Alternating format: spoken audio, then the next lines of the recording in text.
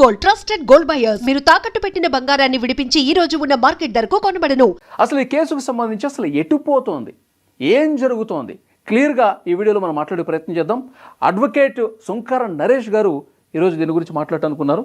Sir please. నమస్తే అండి. నమస్తే. Welcome to I dream. Thank you. ముందుగా ఈ సీన్ గురించి మనం డిస్కస్ చేద్దాం సార్. పంజాగుట్ట పిఎస్లో ఆ రోజు డ్రంక్ అండ్ డ్రైవ్ టెస్ట్ ఆయనకి ఎవరైనా మనం రోడ్ల మీద నైట్ టైం తాగిపోతున్నాడు అలాంటి వాళ్ళకి చేస్తారు బళ్ళు ఆపి. కానీ ఒక అడ్వకేట్ని ఫస్ట్ టైం నేను కూడా చూడటం, ఎలా చూస్తారు దీన్ని ఒక అడ్వకేట్గా? జనరల్గా మంగ్లీ వివాదం వెళ్దాం, కేసు ఫ్యాక్ట్స్లోకి వెళ్దాం. ఇందులో భాగంగానే సోదరుడు సుబ్బు కొలిగ్ అడ్వకేట్ డీల్ చేస్తున్నాడు. బాధితులందరూ కూడా ఈయన్ని అప్రోచ్ అవ్వడం జరిగింది. అందులో భాగంగానే స్టేషన్కి ఫోన్ వచ్చింది, రమ్మని చెప్పనంటే వెళ్ళటం జరిగింది అని చెప్పి అతను చెప్తున్నాడు వీడియోలో. అందులో భాగంగా స్టేషన్లో అంటే సర్ప్రైజింగ్ ఫ్యాక్టర్ అనమాట, వెళ్తే ఒక మిషన్ తీసుకుని వచ్చి, బ్రీత్ అనలైజర్ మిషన్ తీసుకుని వచ్చి అతనికి డ్రంక్ అండ్ టెస్ట్ కండక్ట్ చేయడం జరిగింది పోలీస్ స్టేషన్లో. ఫస్ట్ టైం అంటే మేము ఎన్నో కేసుల మీద రెగ్యులర్గా ఎంతో అనాలిసిస్ ఇస్తూ ఉంటాము, టైం టు టైం రియాక్ట్ అవుతూ ఉంటాము, వాట్ ఈజ్ లా అని చెప్పని ఫస్ట్ టైం మేము చూసాము. ఈయన ఆల్రెడీ అడగడం జరిగింది, నేనేమైనా డ్రైవ్ చేస్తున్నాను, ఎందుకు చేస్తున్నా అంటే కనుక నీకు తెలియదేమో, నాకు తెలుసు, చేస్తామని చెప్పన్నారు. పంజాగుట్ట సిఐ రాజ్యాంగానికి అతీతుడిగా ఉన్నాడు. పంజాగుట్ట సిఐ అంటే మన అంబేద్కర్ గారు రాసినటువంటి రాజ్యాంగానికి అతీతంగా వెళ్ళి అతను స్వయంగా ఒక పుస్తకాన్ని రెడీ చేసుకున్నాడు. సో దాని ప్రకారము, ఆ రాజ్యాంగం ప్రకారము అతను ఇది కండక్ట్ చేస్తున్నాడు. నాకు రూల్ ప్రొసీజర్ తెలుసు అన్నాడు. ఏం తెలుసు అంటే, యూనిఫామ్ మీద పడితే ఏదైనా మాట్లాడతావా, ఏదైనా చేస్తావా? Telangana state civil service rules conduct rules 1964 rule number 26 ఏం చెప్తుంది? ఎవరైనా సరే ప్రభుత్వ ఉద్యోగి తన విధులు నిర్వర్తించేటప్పుడు తాగి ఉండటం కానీ డ్రగ్ ఇన్ఫ్లుయెన్స్లో ఉండటం కానీ నేరము అని చెప్పని ఆ సర్వీస్ రూల్స్ చెప్తుంది. రూల్ ప్రొసీజర్ లేదుగా, నేను రూల్ ప్రొసీజర్ చెప్తున్నాగా, మరి నువ్వు చెక్ చేసుకున్నావా? నీ బ్లడ్ చెక్ చేద్దాం. నువ్వు మా అడ్వకేట్ని చెక్ చేసినావు కదా, ఇప్పుడు నీ బ్లడ్, నీ యూరిన్ని చెక్ చేద్దాం. అసలు రైట్ ఉంది కదా, ఎవ్రీవన్ హ్యాస్ టు క్వశ్చన్ కదా. సో మేము ఏమంటున్నాము, నువ్వు డ్రగ్ తీసుకున్నావేమో, నీ యూరిన్ని నువ్వు మందు తాగి ఉన్నావేమో, నువ్వు ఇవి నేను చెక్ చేస్తా అంటే నువ్వు యూనిఫామ్ ఉంటే కనుక నువ్వు అతీతుడువా? చట్టానికి లోబడి లేదా? ఈరోజు ఒక న్యాయవాది వెళ్తే మీరు డ్రంక్ అండ్ టెస్ట్ నిర్వహించారు. నేనేమంటున్నా అంటే, అదే పోలీస్ స్టేషన్కి మంగ్లీ గారు వెళ్ళటం జరిగింది, కంప్లైంట్ ఇవ్వడం జరిగింది. మంగ్లీ గారికి మీరు నిర్వహించారా మరి డ్రగ్ టెస్ట్? లేదు. డ్రంక్ అండ్ టెస్ట్ నిర్వహించారా? ఈక్వాలిటీ బిఫోర్ లా కదండి. నువ్వెవడవి నీకు నిర్వహించి నాకు నిర్వహించకుండా ఉండడానికి? అంటే ఇప్పుడు ఇంకో విషయం కూడా చెప్తా. మంగ్లీ గారు అంతకుముందు ఫామ్ హౌస్ లో ఏదో పార్టీ జరిగితే అక్కడ అయ్యో డ్రగ్స్ ఉన్నాయి, అయ్యి ఉన్నాయి, గాంజా ఉన్నాయి అని చెప్పని అన్నారు. బట్ ఐ డోంట్ నో, నాకు తెలియదు అది. ఇదే పోలీస్ డిపార్ట్మెంట్ మీడియాని తీసుకుపోయి చెప్పింది. నేనేమంటున్నానంటే కనుక ఆవిడ తీసుకున్నారని చెప్పి నేను చెప్పట్లేదు. మీరు ఇతనికి డ్రగ్ టెస్ట్ నిర్వహించినప్పుడు ఆమెకి డ్రగ్ టెస్ట్ నిర్వహించారా? లేదుగా. మరి నిర్వహించాలి కదా. అర్థం ఏంటి? Drunk and drive test, not drunk and drive, drunk test అంతే. ఎందుకంటే ఇతను అదే అడుగుతారు. డ్రంక్ అండ్ డ్రైవ్ అంటే కనుక మోటార్ వెహికల్ యాక్ట్ లో 185లో క్లియర్ గా పొందుపర్చుంది. అంటే మందు తాగి వెళ్ళకూడదు, 100 ml దాంట్లో బ్లడ్ లో 30 mg కంటే ఎక్కువగా ఉంటే గనక అది అతను ఆ బండి నడపడానికి అనర్హుడు అని చెప్పని క్లియర్ గా చెప్తుంది. సో కాబట్టి చాలా నెసరీ ఇదంతా ఉంది. సో ఇక్కడ ఏంటంటే కనుక నడుచుకుంటా వస్తున్న వ్యక్తిని మార్నింగ్ టైంలో స్టేషన్ లోపల మాట్లాడి కిందకు వచ్చిన తర్వాత మిషన్ పెట్టి చెక్ చేస్తారు. ఓకే, నేనేమంటున్నా అంటే కనుక ఈయన అడ్వకేట్ గారి బిహేవియర్, ఆయన అరవటం, కొద్దిగా పెద్దగా కేకలు వేయటం, అక్కడ ఆయన బిహేవియర్ ఈయన తాగొచ్చాడా అని పోలీసుకి అనిపించిందేమో. మంగ్లీ గారు నడుచుకుంటూ వచ్చిన విధానం, మంగ్లీ గారు సాఫ్ట్గా మాట్లాడిన విధానం, ఆమె ఆడ మనిషి కాబట్టి ఆ అనుమానం రాకపోయి ఉండొచ్చేమో. రాదు అని నేను అంటున్నాను. ఎస్, ఐఎమ్ యూ, మీరు చెప్పేది నేను అంటున్నాను. మంగ్లీ గారు వస్తే రాదు అని అంటున్నాను. ఎందుకు అంటే కనుక సెలబ్రిటీ ఫేవర్ కాబట్టి అని అంటున్నాను. నేననేది అదే కదా, మొత్తుకునేది. ఎవరికి చేయాలి టెస్ట్లు? Is the rule of law. మరి ఈ మీ ఫ్యాక్ట్ అంటున్నారు కదా, దీన్ని ప్రూవ్ చేయడానికి అడ్వకేట్ సుంకర నరేష్ ఏం చేయబోతున్నాడు? ఇప్పుడు చాలా స్వేచ్ఛగా మీ అడ్వకేట్కి డ్రంక్ టెస్ట్ చేసినటువంటి పరిస్థితుల్లో అటు కూడా చెక్ చేయాలని చెప్తున్నటువంటి నేపథ్యంలో ఏంటి మీ కార్యాచరణ? ఏంటి కార్యాచరణ? మీడియాకి పరిమితం అయిపోయి ఈ ఉపన్యాసాలు ఇవ్వటం వరకే పరిమితం అవుతుందా? ఏంటి, ఏం చేస్తారు? ఎగ్జాక్ట్లీ, మంచి క్వశ్చన్ బ్రదర్. మీడియాకి వరకు పరిమితం అయ్యేటోడు కాదు సుంకర నరేష్. సుంకర నరేష్కి ఒక పేరు ఉంది, man of deeds not for words అని చెప్పని. మాటలు చెప్పేటోడు కాదు, చేసి చూపించేటోడు అని చెప్పని. సో ఆల్రెడీ ఆ విధంగా కండక్ట్ చేయాలి అని చెప్పని సదరు అధికారులకు కంప్లైంట్ ఇచ్చాము. మనకు తెలిసిన విషయమే. ఇంకొక రూల్ కూడా ఉంది, no person should be judge his in his cause అని చెప్పని ఒక ఫార్ములా ఉంటుంది. అంటే మీ మీద ఆరోపణ వచ్చినప్పుడు మీ కేసుని మీరు విచారించుకొని నేను నిర్దోషిని, నేను సాంప్రదాయని, సుప్పిని అనడానికి ఉండదు. That is the law. So దానికి ఒక ప్రొసీజర్ ఉంటుంది. సో నా దగ్గర అధికారం లేదు. మొదటగా నేను ఒక సామాన్యుడిని, దాని తర్వాత ఒక అడ్వకేట్ని. నేను పని చేపియాలి అంటే కనుక ఒక ఎగ్జిక్యూటివ్ బాడీ తోటి, ఒక ఎన్ఫోర్స్మెంట్ ఏజెన్సీ తోటి నాకున్న ఒకే ఒక ప్లాట్ఫామ్ ఏంటి అని అంటే కనుక జ్యుడిషియరీ. సో ఈరోజు మీరు ఇంత అడవాడు చేసే మీరు ఒక 10 రోజుల తర్వాత 20 రోజుల తర్వాత నేను వెళ్ళి కోర్టుకి వెళ్ళి డైరెక్షన్ తీసుకొస్తే మీరు వస్తారా? మీరు రారు. ఎందుకంటే దాంట్లో అంత స్పైస్ ఉండదు. న్యూస్లో స్పైస్ అయిపోయింది కదా. అందుగురించి ఇప్పుడు స్పైస్ ఉంది కాబట్టి ఇప్పుడు మాట్లాడుతున్నా, అప్పుడు పని చేస్తా. ఓకే, ఐ హోప్ మీరు పని చేసినప్పుడు దానికి సంబంధించినటువంటి ఆ ఫలాలు వచ్చినప్పుడు డెఫినెట్ గా మీతో మళ్ళీ మేము ఇంటర్వ్యూ తీసుకుంటాం. మీరు ఎట్లా పోరాటం చేశారు, వీళ్ళకి టెస్ట్ చేసే విధంగా ఎంతవరకు మీరు కార్యక్రమం చేస్తారో వాటి కూడా మేము టెలికాస్ట్ చేస్తాం. బాధితులందరూ రోడ్ల మీదకి వచ్చి ఆందోళన చేస్తున్నారు సార్, ఇంకా వాళ్ళకి న్యాయం జరగదా? ఎగ్జాక్ట్లీ. ఇక్కడ గత 10 రోజుల నుంచి ఈరోజు నేను కింద నుంచి వచ్చాను, నేను మీ బిడ్డని, మీ మీడియానే నన్ను ఇంతవరకు తీసుకుని వచ్చింది, బాధితులను చూస్తే నాకు బాధేస్తుంది, దీంట్లో నాకు ఏం సంబంధం లేదు, మా తమ్ముడు ఇన్నోసెంట్ అని చెప్పి ఈ మాటలన్నీ చెప్తున్న మంగ్లీ గారు ఎవరైతే ఉన్నారో బాధితులందరూ క్లియర్గా చెప్పడం జరుగుతుంది. కంప్లైంట్లు ఇవ్వడం జరిగింది. సో నేనేమంటున్నా అంటే సదరు పోలీస్ అధికారులు ఇంత జరుగుతున్నప్పుడు అది 100 కోట్ల స్కామా, 150 కోట్ల స్కామా, అసలు స్కామే లేదనుకుందాం. స్కామ్ లేకపోతే బాధితులు ఎందుకు వస్తారు అని అనుకుందామండి. ఓకే, లెట్ us assume కొద్దిసేపటికి ఇది చాల్చాల్సిన బాధ్యత ఎవరిది? డిపార్ట్మెంట్ది, ఎన్ఫోర్స్మెంట్ ఏజెన్సీస్ అంటే పోలీసు వాళ్ళది. ఇప్పుడు వరకు ఏం చేశారు? ఆమె ఇప్పుడు వరకు 2-3 సార్లు స్టేషన్కి వచ్చి వెళ్ళింది, సిపి గారిని కలిసింది, డీజీపీ గారిని కలిసింది. వాళ్ళు క్లియర్గా ఆమె పేరు చెప్పి వాళ్ళ తమ్ముడి పేరు చెప్పి, ఆ మధు అనే వ్యక్తి పేరు చెప్పి, ఇంకొక రమాకాంత్ రెడ్డి సంథింగ్ అతను రమావత్ మధు, బాలాజీ నాయక్ వీళ్ళందరి పేర్లు చెప్పి వాళ్ళు కంప్లైంట్ ఇచ్చినప్పుడు వాళ్ళ ప్రాథమిక విధి అంటే ఎక్కడో ఉన్న విదేశాల్లో ఉన్నటువంటి అన్వేష్ గాడి మీద ఉన్న ఇంట్రెస్ట్ ఇక్కడ మన రాష్ట్రంలో మన సిటీలో ఇంత పెద్ద స్కామ్ జరుగుతూ ఉంటే బాధితులందరూ రోడ్డు మీదకి ఎక్కుతూ ఉంటే ఇప్పుడు వరకు ఒక నోటీస్ పంపించారండి వాళ్ళందరికీ ఎవరికైనా? 94 BNSS ప్రకారం కానీ 179 BNSS ప్రకారం కానీ పంపించారా? ఎవరైనా అరెస్ట్ చేశారా? ఆ విధంగా చర్యలు ఎందుకు చేపట్టలేదు? ఇది కాదా సెలబ్రిటీలకు ఒక న్యాయం, సామాన్యుడికి ఒక న్యాయం ఉందని చెప్పడానికి? అంటే ఇంకెన్ని స్టూడియోలు తిరగాలండి బాధితులు? ఎన్ని గుమ్మాలు ఎక్కాలి, ఎన్ని గుమ్మాలు దిగాలి? ఇప్పుడు మంగ్లీ గారు చెప్తా ఉన్నారు, అసలు నా పేరు వాడుకున్నారు, నేను ఎక్కడ నా ప్రమేయం లేదు, బాధితులు నేను కలిసినట్టు కానీ బాధితుల దగ్గర డబ్బులు తీసుకున్నట్టు కానీ ఎప్పుడు కూడా అసలు ఒక్క రికార్డు కూడా లేదు, కానీ నా పేరు తీసుకొచ్చి చేస్తూ ఉన్నారు, నాకేంటి సంబంధం?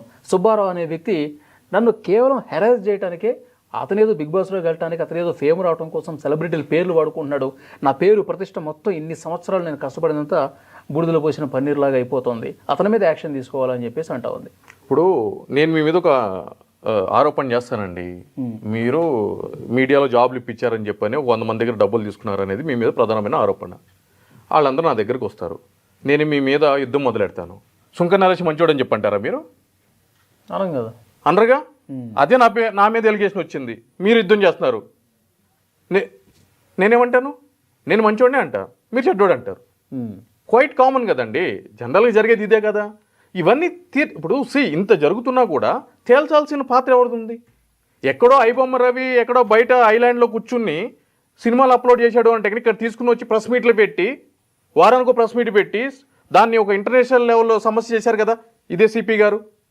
మరి బాధితులతో ఇంతమంది వస్తున్నప్పుడు ఏం జరుగుతుంది ఏంటి అని పోలీస్ స్టేషన్ ముందు ఇంత పెద్ద తమాషా జరుగుతున్నప్పుడు మొత్తం ఎంటైర్ స్టేట్లో ఇదే ప్రధానమైన న్యూస్ కింద ప్రతి ఒక్క ఛానల్లో దీన్ని చూపిస్తున్నప్పుడు ఏం చేయాలండి? బాధితులను పిలిపించుకుని మాట్లాడాల్సిన అవసరం, ఆవశ్యకత డిపార్ట్మెంట్ మీద ఉందా లేదా? ఉంటుంది, డెఫినెట్గా ఉంటుంది కదా. పోలీసు వాళ్ళకి ఎటువంటి పవర్స్ ఉన్నాయి 173 BNSSలో? సుమోటో కాగ్నిజెన్స్ ఈరోజు మీరు ఇక్కడికి వెళ్ళి డ్రంక్ అండ్ డ్రైవ్ టెస్ట్ చేస్తూ ఉంటారు. జూబ్లీ చెక్ పోస్ట్ దగ్గర సమ్ XYZ దగ్గర ఆపి ఓదమంటారు. సరే మీరు ఊతారు. పక్కన ఉన్న వ్యక్తి నాకు వెహికల్ అంటాడు, నేను ఇయ్యను, నేను పెట్టుకుంటా అంటాడు. పెట్టుకునే అధికారం వాళ్ళకి లేదు, హైకోర్టు ఇచ్చింది.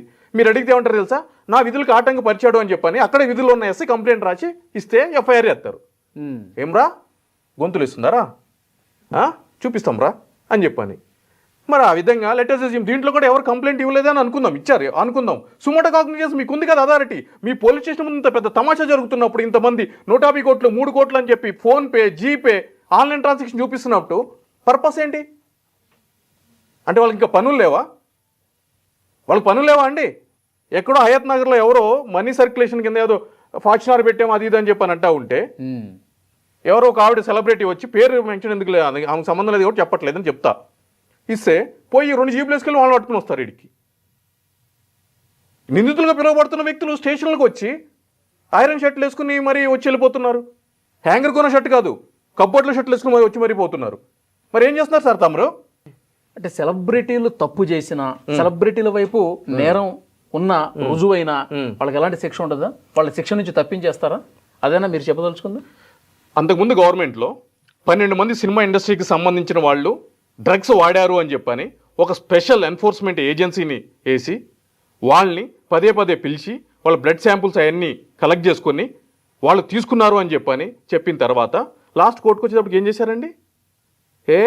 తూచ్ అవన్నీ అబద్ధం అని చెప్పని ఛార్జ్ షీట్ వేశారు. ఇది సరిపోదా? ఇది సరిపోదా ఎగ్జాంపుల్? ఇంకా చెప్పాలా? చెప్పండి ఇంకోటి ఎగ్జాంపుల్.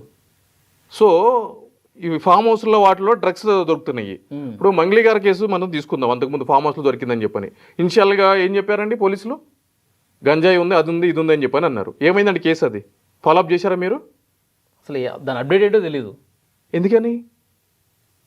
సిన్సియర్గా పట్టుకున్నారు కదండి, మీరే కదా చెప్పింది, విజువల్స్ రిలీజ్ చేశారు కదా, ఎందుకని? ఏమైందంటారు? అంటే ఇక్కడ ఒక డౌట్ అండి. పంజాగుట్ట పోలీసులు వాళ్ళు చేయలేకపోతున్నారా, లేకపోతే పైనుంచి ఒత్తిడి వల్ల చేయలేకపోతున్నారా? 100% ఈ రోజు అంటే పోలీసులది తప్ప, లేకపోతే ఇన్ఫ్లుయెన్స్ ఉందా అని ఇప్పుడు ప్రతిదానికి కూడా రాజకీయ నాయకుల్ని బదనాం చేయడం తప్పండి. ఆ మంత్రి ఉన్నాడు, ఆ మంత్రికి వాళ్ళు వీళ్ళు ఇట్లా చేస్తున్నారని చెప్పని అది తప్పది. ఎందుకంటే వాళ్ళ సీట్లు కాపాడడానికి వాళ్ళకే టైం లేదు. ఈ పంచాయతీలను వాళ్ళు ఎక్కడ పెట్టుకుంటారండి? అడ్వకేట్ సుబ్బు ఒక డైలాగ్ ఇస్తాడు మొన్న. ఏది ఈ కేసులో ఒక కేంద్ర మంత్రి పేరు వస్తూ ఉంది, ఒక ఎమ్మెల్యే కొడుకు కూడా ఇన్వాల్వ్మెంట్ ఉన్నట్టుగా వాళ్ళ ప్రస్తావన వస్తుంది. సో పొలిటికల్ ఇన్ఫ్లుయెన్స్ గట్టిగా వస్తుంది కాబట్టి బాధితులకు ఏమైనా న్యాయం జరుగుతుందా లేదా అని చెప్పి ఒక ఆందోళన ఉందని చెప్పి అన్నాడు. ఎగ్జాక్ట్లీ అన్నారు. అంటే ఫోన్ చేశారు, నాకు ఫోన్ చేశారని చెప్పని అన్నారు. కేంద్ర మంత్రి నుంచి అదేవిధంగా ఎమ్మెల్యే కొడుకుతో ఫోన్ చేయించారు, మిగిలిన వాళ్ళతో కూడా ఫోన్ చేయించి బెదిరించడానికి ప్రయత్నించారని చెప్పని అన్నారు. నేనేమంటున్నాను అని అంటే కనుక ఈరోజు అంటే ప్రతి ఒక్క విషయాన్ని నేను అనేది అది ఏంటి అంటే కనుక కంప్లైంట్ ఇవ్వకుండా ఉండడానికి ఆయన చెప్పింది. నేను ఇక్కడ మాట్లాడుతుంది ఏంటి అని అంటే కనుక కంప్లైంట్స్ ఇచ్చారు, బాధితులు వెళ్ళారు, కలిశారు, ఇక్కడ ఇన్వెస్టిగేషన్ ప్రాపర్గా జరుగుతుందా జరగదా అనేది ఒక ప్రధానమైన కన్సిడరేషన్. కేసు పెట్టడానికి వెళ్ళే టైంలోనే కొంచెం ఒత్తిడి పనిచేసినప్పుడు ఆ ప్రాసెస్లో ఎందుకు ఉండదు అనుకుంటున్నాం. ఎగ్జాక్ట్లీ. అయితే ఇక్కడ ఒక సామాన్యులు అనుకోండి, మీరు అన్నట్టు అబ్సల్యూట్లీ అది నీరు గారిపోతుంది. ఒక అడ్వకేట్ ముందుండి నడిపిస్తున్నాడు కాబట్టి ఆ ప్రాసెస్లో ఎక్కడ డివేట్ అయినా కూడా దానికి ప్రత్యామ్నాయం ఏముంటుందో తెలుసు కదా. ఇప్పుడు సామాన్యుడిగా అంటే కనుక చట్టం తెలియకపోవచ్చు, ఒక అడ్వకేట్గా ఉండేది కనుక అతనికైతే తెలుస్తుంది కదండి. ఎస్, ఎలా వెళ్తుంది, ఏంటి వెళ్తుంది అని చెప్పని. ఓకే. సో నేను ఏమంటానంటే సెలబ్రిటీలు వచ్చి కేసు పెట్టినప్పుడు మినిస్టర్లకు ఫోన్ చేస్తారా, సార్ ఈ సెలబ్రిటీ వచ్చింది, బిగ్ బాస్ కంటెస్టెంట్ వచ్చింది, కేసు పెట్టింది, FIR చేసేయమంటారా అని చెప్పని CI ఫోన్ చేసి అడుగుతాడా మంత్రికి? అంత ఉండకపోవచ్చు, ఉండదు కదా. వాళ్ళు యూనిలిటరల్గా వాళ్ళే చేసుకుంటున్నారు కదా, ఆ డిస్క్రిషనరీ పవర్ మీద చేస్తున్నారు కదా.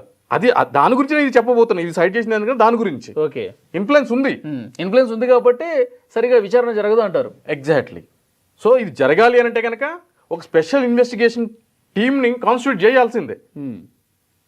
ఈరోజు ఒక ఫోన్ ట్యాపింగ్ కేసుని ఏ విధంగా అయితే కనుక ప్రతిష్టాత్మకంగా తీసుకున్నారో ఆ విధంగానే ఒక స్పెషల్ ఇన్వెస్టిగేషన్ టీమ్ని తీసుకుని ఈ బాధితులందరూ స్టేట్మెంట్లు రికార్డ్ చేసి తక్షణ అరెస్టులు జరగాలి. ఏం జరుగుతుందండి? 10 రోజుల నుంచి జరిగితే కూడా అరెస్ట్ లేడు. ఆడు కన్ఫెషన్ స్టేట్మెంట్లు ఇస్తాడు బయటకు వచ్చి, వాళ్ళకి సంబంధం లేదు వీళ్ళకి సంబంధం లేదని మ్యాటర్ని డైవర్ట్ చేస్తున్నారు. ఆ అమ్మాయికి బాధితురాలు కాదు, వేరే సంబంధాలు ఉన్నాయని చెప్పని. అంటే ఏంటి? మనుషుల యొక్క మైండ్ సెట్ని పక్కదోవ పట్టించి చేసిన తప్పుని కప్పిపుచ్చుకుందాము అని అంటే కనుక అవుతుందా అది? వాళ్ళు చూడండి అండి, వాళ్ళు పాపం వాళ్ళు ఫైనాన్స్లు తెచ్చుకున్నారంట, బయట నుంచి తెచ్చుకున్నారంట. ఇప్పుడు ఆ పాప సొమ్ము కదండి. ఇప్పుడు వాళ్ళు కూలీ నాలి చేసుకుని సొమ్ముని ఎగ్జాక్ట్లీ వాళ్ళు పొలం పనులు చేసుకుంటూ ఆ కూలి పనులు చేసుకుంటూ రూపాయి కూడబెట్టి ఇక్కడ పెడితే ఏదో చిన్న ఆశ ఉంటుంది వాళ్ళకి, అరే వడ్డీలు కొంచెం బాగా వస్తాయి కదా. మీకు ఫేమ్ ఉంది, మీరు కష్టపడి వచ్చారు, అడ్మిటెడ్ ఫ్యాక్టు, మేము కాదనము. కానీ మీ పేరు చెప్పుకొని మీ ఇన్వాల్వ్మెంట్ తెలుసు, ఇప్పుడు మీకు ఏం జరిగింది ఏంటి అనేది టైం టు టైం మీకు తెలుసు. ఈ విధంగా జరిగినప్పుడు మీ తమ్ముడితో తిరిగినప్పుడు మా బంజారా బిడ్డ అని చెప్పి అన్నం తింటే ఫోటోలు తీసుకుంటారు. ఆబ్వియస్లీ నాతో కూడా ఫోటోలు తీసుకుంటారు, నాతో తిరిగినాడు కూడా దొంగతనం చేస్తూ ఉంటాడు, దొరుకుతూ ఉంటాడు. దట్ డస్ మీన్ దట్ నేను కూడా దాంట్లో ఉన్నానని కాదు, ఒప్పుకోవాల్సిన విషయం. కానీ తెలిసినప్పుడు ఏం చేయాలి? వాళ్ళ మీద యాక్షన్ తీసుకునే విధంగా ప్రయత్నం చేయాలి కదండి. ఈ ఇన్సిడెంట్ అయిపోయిన తర్వాత ఎందుకు అప్రూవర్గా మారాడు అంటే ఏం జరిగింది తెరవెనక? ఎవరిచ్చారు మీకు అడ్వైజ్? అది అంటే మంగ్లీకి తెలిసే ఆమె నాలెడ్జ్లో ఉండే ఇదంతా జరిగిందని చెప్పి నేను భావిస్తున్నాను. ఇప్పుడు ఆమె ఫస్ట్ డే 1 నుంచి కూడా రమావతి మధు ఎవరో నాకు తెలియదు, బాలాజీ నాయక్ ఎవరో, అసలు ఎవరండి వాళ్ళతో నాకు ఏం సంబంధం అండి, అసలు నేను చూడలేదు ఫస్ట్ డే ఆమె చేసినటువంటి వ్యాఖ్యలు ఇవి. ఇప్పుడేమో తర్వాత ఏమన్నారు మీరు చెప్పండి, సీక్వెల్గా చెప్పండి. తర్వాత ఏమన్నారు? ఫస్ట్ తెలియదు అన్నారు, తర్వాత వాళ్ళు రమావతి మధు వాళ్ళు నాకు తెలుసు కాంగ్రెస్లో దేంట్లో తిరుగుతారు, ప్రోగ్రామ్కి వెళ్ళినప్పుడు మా బంజారా బిడ్డలు కాబట్టి నేను వెళ్ళి ఫోటో దిగినంత మాత్రం నాకు అవుతుందా అని చెప్పి నెక్స్ట్ డే థర్డ్ డే నేను కంప్లైంట్ ఇచ్చాను వాళ్ళ మీద నార్సంగి పోలీస్ స్టేషన్లో, ఆ ప్రెస్ కోడ్ రిలీజ్ చేయమన్నాను కానీ చేయలేదని చెప్పని థర్డ్ డే. అసలు ఫస్ట్ వీళ్ళ మీద కంప్లైంట్ చేయాలి కదా ఫస్ట్. ఎగ్జాక్ట్లీ, అంటే రోజుకు ఒక వర్షన్ చేంజ్ అవుతా ఉంది. ఇప్పుడు ఎలిగేషన్స్ నా మీద కూడా ఉన్నాయండి, ఎలిగేషన్స్ ఉన్నాయి. ఒక ప్రెస్ మీట్ పెట్టాను, చెప్పాను, పక్కన జరిపాను. పెట్టిన తర్వాత కూడా తమాషా చేశారు. నాదేం పోతుంది, రోజు స్నానం చేసేటప్పుడు ఇన్ని పోతాయి. దాంట్లో 1-2 అనుకున్నా ఎలిగేషన్స్. అన్నిసార్లు చెప్పాల్సిన అవసరం ఏముంది? మీరు అన్నిసార్లు బయటకు వస్తున్నారంటే ఏదో ఉందనే కదా అర్థం. ఎవ్రీ టైం ప్రెస్ మీట్ పెట్టాల్సిన అవసరం ఏముంది? ఇంకా చాలామంది ఇప్పుడు సుబ్బారావు చూపించినటువంటి ఎవిడెన్స్లో ప్రధానంగా Mangli first time conference call కలిపారంట. ఒక మ్యూజిక్ డైరెక్టర్ కాన్ఫరెన్స్ కాల్ కలిపినప్పుడు కార్తీక్ మాట్లాడారు కదా, ప్రైవేట్ ఛానల్ మాట్లాడారు కదా. రమావత్ మధు ఆ కాల్లో ఉన్నాడు. దాని తర్వాత సీరియస్గా హై టోన్తో మాట్లాడాడు అని చెప్పి కూడా అతను చెప్తున్నాడు. వేరే టీవీ ఛానల్లో చెప్పాడు, నేను చూశాను, విన్నాను. అంటే తెలిసి కూడా మంగ్లీ దాచింది అనేది ఇక్కడ పబ్లిక్ కూడా క్లియర్గా అర్థమైంది. ఎస్, నెక్స్ట్ ఏం జరగబోతుంది? అడ్వకేట్ సుబ్బు అయితే నా దగ్గర పక్కా ఆధారాలు ఉన్నాయి, అన్ని ఆధారాలు ముందు పెట్టే నేను యుద్ధానికి దిగానని చెప్పి ఆయన చెప్తా ఉన్నాడు. ఆయనే కాదండి, పాపం మీకు వెనక బాధితులు అందరూ ఉన్నారు. వాళ్ళు చెప్పింది వాళ్ళని ఏదో దాగబెట్టి ఈయన ఏదో బయటకు వచ్చి చేస్తున్నది కాదు కదా, వాళ్ళందరూ మాట్లాడుతున్నారు కదండి. మన మీడియా కూడా సంథింగ్ ఏదో ఇంటర్వ్యూలు కూడా చేసినట్టుంది ఆ బాధితులతోటి, క్లియర్ కదా. సో చూద్దాం, ఇంకా ఇన్వెస్టిగేషన్ మీరు అన్నట్టు నత్తనడకన సాగుతుందా లేకపోతే వేగంగా జరుగుతుందా, వాస్తవాలు వెలుగులోకి వస్తాయా? ఆ తర్వాత డెఫినెట్ గా మళ్ళీ ఒకసారి మనం మాట్లాడదాం. Thank you very much. Thank you అండి.